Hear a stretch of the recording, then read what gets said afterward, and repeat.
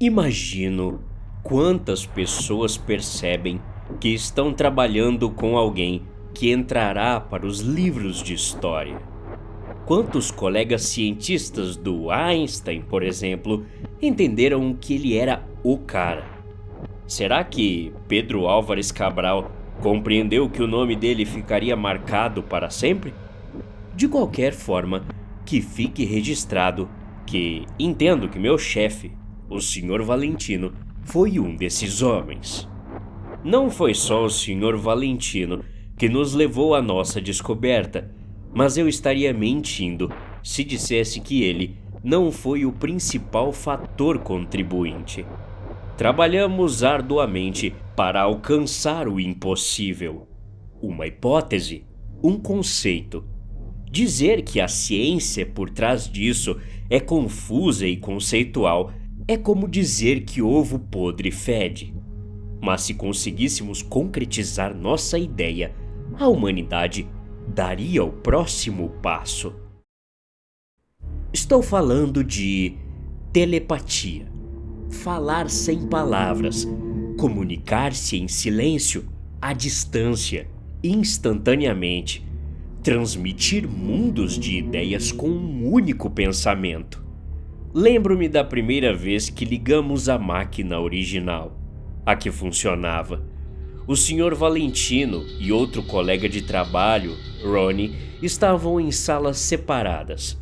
Ambos colocaram seus protetores auriculares especialmente projetados, sintonizados na máquina. Ronnie segurava um cartão e, de fato, o Sr. Valentino recitava em voz alta o que estava em cada cartão que Ronnie lia mentalmente em outra sala. Fizemos 10 tentativas, 20, 50. No final, estávamos chorando. Tínhamos conseguido. Naquela noite, o Sr. Valentino fez um discurso para nós, um bando de cientistas exaustos, abalados e em êxtase, enquanto comíamos pizza na sala de descanso. Senhoras e senhores, hoje demos o primeiro passo para unir a humanidade. Onde as palavras falharem, nossos pensamentos serão os unificadores. A linguagem não será mais uma barreira, e nosso verdadeiro eu será revelado ao próximo, que não verá diferença alguma em relação ao seu. Não seremos mais prisioneiros de nossas próprias mentes, pois acabamos de criar a chave que desbloqueia isso. A tecnologia inicial era promissora. Com uma de nossas máquinas centrais, que chamávamos de Cerebrum, e nosso fone de ouvido, um humano podia enviar seus pensamentos para qualquer outro humano que usasse outro de nossos fones de ouvido em um raio de 1,6 quilômetros. Estávamos assinando contratos com as Forças Armadas, armazéns, casas de espetáculos, tudo o que fosse. A eficiência disparou. Comunicação instantânea de ideias à distância num piscar de olhos. Alunos de universidades podiam escolher estudar enquanto dormiam. Guardas florestais podiam trabalhar juntos para encontrar uma criança desaparecida em menos de 1 hora. Nossos contratos cresceram e nossa empresa também. O Sr. Valentino fez o certo por todos nós, mantendo a equipe original como parte do conselho administrativo e, por sua vez, continuamos trabalhando até tarde da noite, trabalhando para tornar a distância de transmissão maior e mais clara. O primeiro ponto que discordamos entre nós foi quando o governo nos perguntou se seria possível transmitir pensamentos sem o uso dos fones de ouvido. Especulamos que seria possível, mas o fone de ouvido permitia que a transmissão de pensamentos fosse consentida, sabe? Que ninguém ouvisse os pensamentos de outra pessoa sem que ela permitisse ou soubesse disso. O Sr. Valentino, no entanto, não se incomodou tanto com a ideia quanto alguns de nós. Ele insistiu que mais conexões entre as pessoas seriam unificadoras, e o governo garantiu que isso poderia ser usado para salvar milhões. Um sinal de transmissão de emergência, por exemplo, diretamente para o cérebro de toda a nação, equipando todos os civis com conhecimento que pode ser usado para salvar suas vidas. Eu tinha minhas dúvidas quanto à eficiência e ética disso, mas continuei com nossos testes em um novo cérebro. Não posso dizer o mesmo de todos nós, já que alguns membros da equipe original se demitiram. Olhando para trás, para o que aconteceu, não tenho certeza se a decisão de continuar com os testes foi certa. O teste do nosso mais recente cérebro nos deu uma sensação diferente do primeiro. Antes, éramos todos unidos trabalhando em um sonho. Agora, tínhamos vários acionistas diferentes na sala conosco, pois estávamos prestes a mudar o jogo pela segunda vez em 5 anos.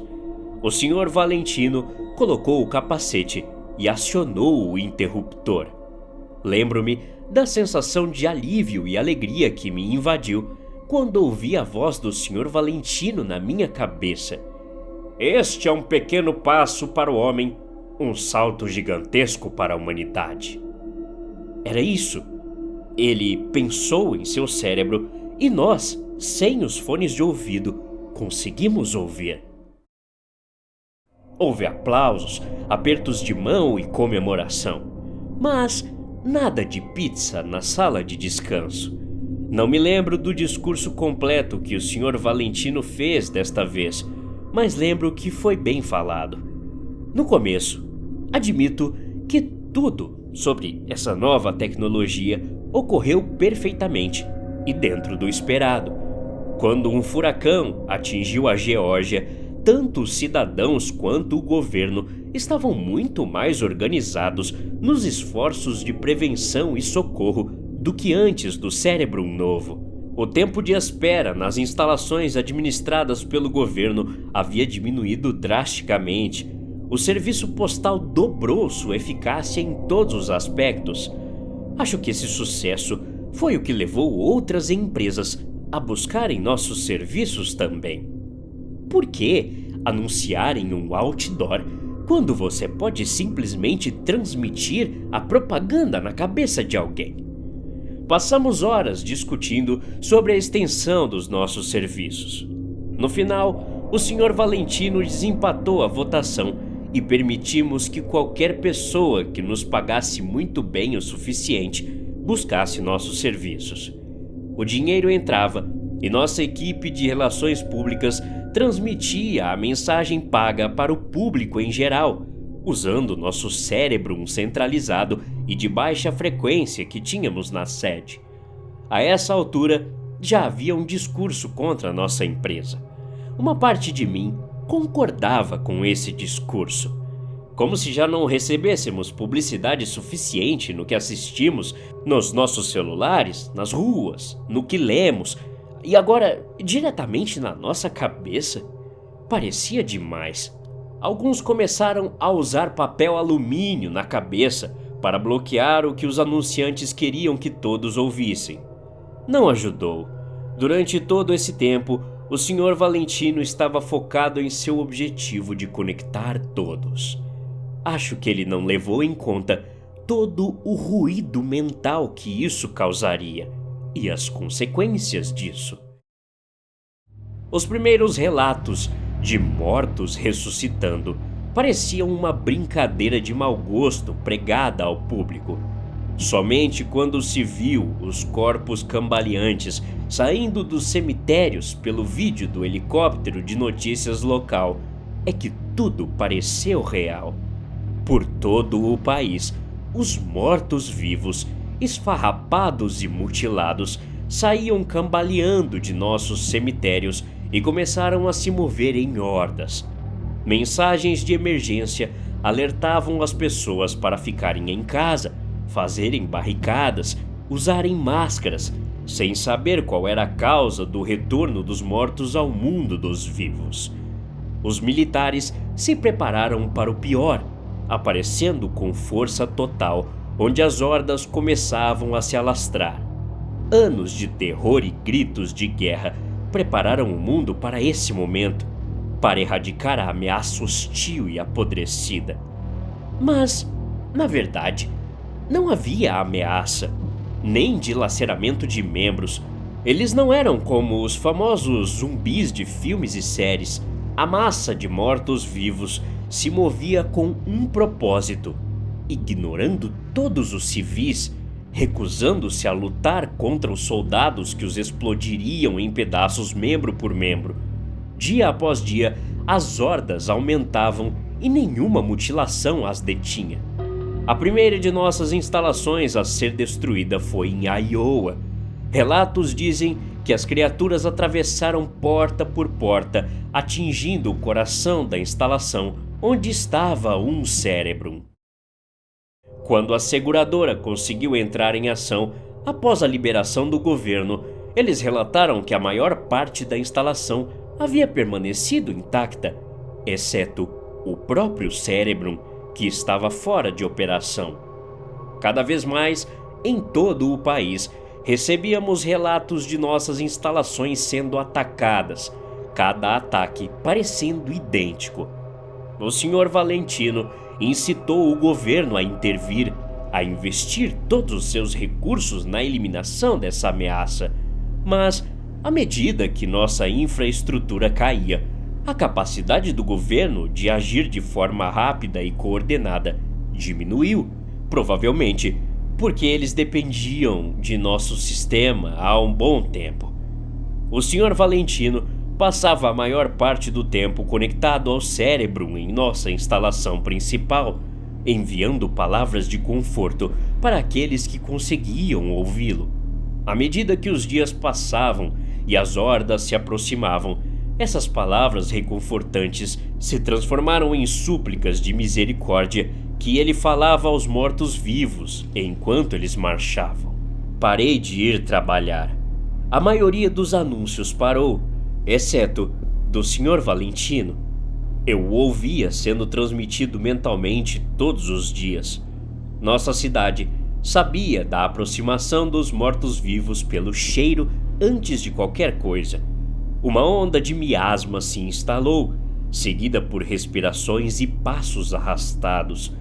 A cidade permaneceu em silêncio, sufocada, enquanto toneladas de pessoas chegavam de todas as direções em direção à instalação.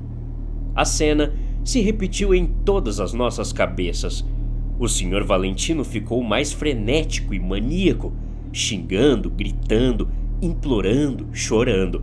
Então veio o silêncio. O silêncio pairou por um momento, antes que uma voz sibilasse em nossas mentes. Uma voz há muito tempo não usada. Uma voz rouca, com cordas vocais deterioradas, enquanto borbulhava em nossas mentes.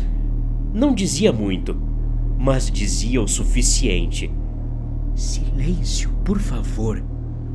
A única voz que eu ouvira em minha mente naquele dia era a minha própria. Até a próxima. Obrigado.